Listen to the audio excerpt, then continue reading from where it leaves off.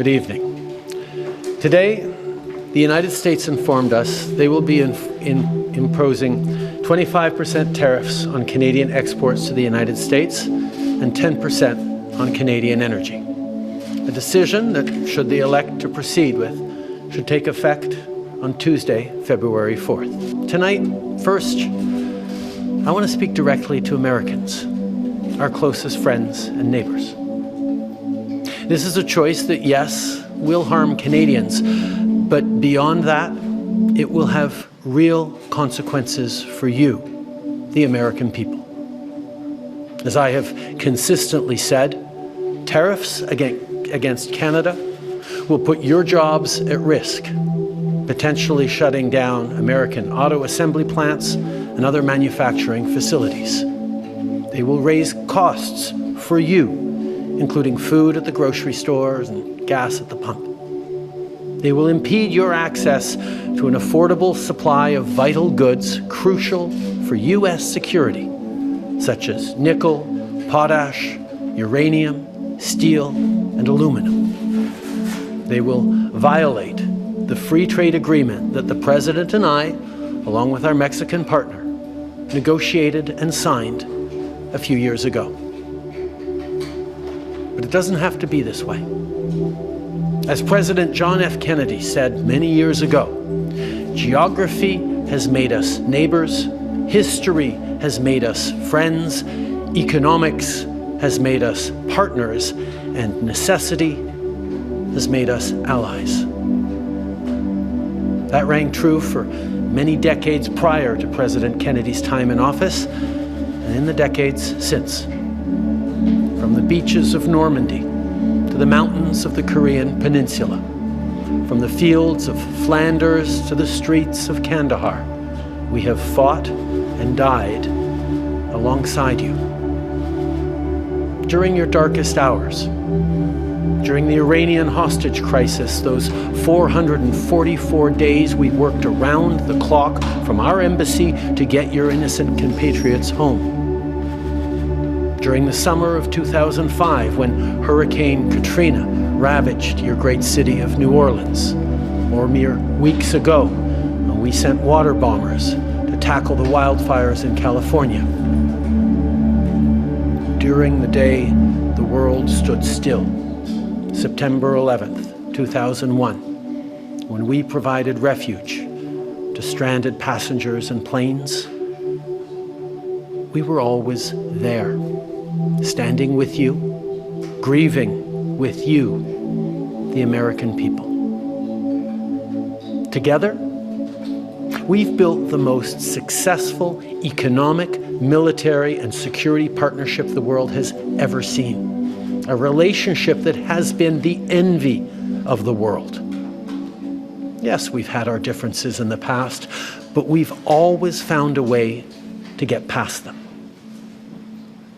As I've said before, if President Trump wants to usher in a new golden age for the United States, the better path is to partner with Canada, not to punish us.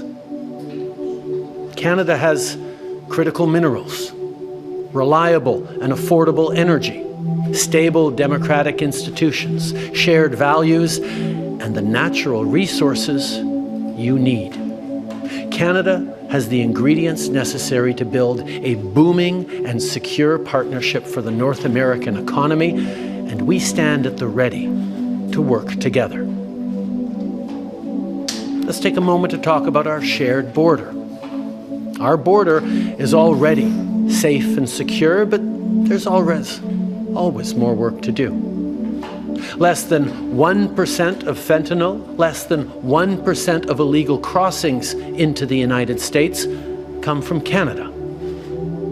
But hearing concerns from both Canadians and Americans, including the American president himself, we're taking action. We launched a $1.3 billion border plan that is already showing results, because we too are devastated by the scourge that is fentanyl, a drug that has torn apart communities and caused so much pain and torment for countless families across Canada, just like in the United States. A drug that we too want to see wiped from the face of this earth. A drug whose traffickers must be punished.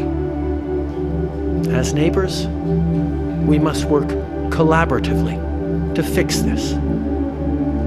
Unfortunately, the actions taken today by the White House split us apart instead of bringing us together. Tonight, I am announcing Canada will be responding to the U.S. trade action with 25% tariffs against $155 billion worth of American goods. This will include immediate tariffs on $30 billion worth of goods as of Tuesday, followed by further tariffs on $125 billion worth of American products in 21 days' time to allow Canadian companies and supply chains to seek to find alternatives. Like the American tariffs, our response will also be far-reaching and include everyday items such as American beer, wine, and bourbon, fruits and fruit juices, including orange juice, along with vegetables, perfume, clothing, and shoes. It'll include major consumer products like household appliances, furniture, and sports equipment, and materials like lumber and plastics, along with much, much more. And as part of our response, we are considering, with the provinces and territories, several non-tariff measures, including some relating to critical minerals, energy, procurement, and other partnerships. We will stand strong for Canada. We will stand strong to ensure our countries continue to be the best neighbors in the world. With all that said, I also want to speak directly to Canadians in this moment. I'm sure many of you are anxious, but I want you to know we are all in this together. The Canadian government, Canadian businesses, Canadian organized labor, Canadian civil society, Canada's premiers, and tens of millions of Canadians from coast to coast to coast are aligned and united. This is Team Canada at its best. And now is also the time to choose Canada. There are many ways for you to do your part. It might mean checking the labels at the supermarket and picking Canadian-made products. It might mean opting for Canadian rye over Kentucky bourbon, or foregoing Florida orange juice altogether. It might mean changing your summer vacation plans to stay here in Canada and explore the many national and provincial parks, historical sites, and tourist destinations our great country has to offer. It might mean doing all of these things or finding your own way to stand up for Canada. In this moment, we must pull together because we love this country. We pride ourselves on braving the cold during the long winter months. We don't like to beat our chests, but we're always out there, waving the maple leaf loudly and proudly to celebrate an Olympic gold medal. Canada is home to bountiful resources, breathtaking beauty, and a proud people who've come from every corner of the globe to forge a nation with a unique identity worth embracing and celebrating. We don't pretend to be perfect, but Canada is the best country on earth. There's nowhere else that I and our 41 million strong family would rather be, and we will get through this challenge, just as we've done countless times before, together. Thank you. Merci. Vive le Canada.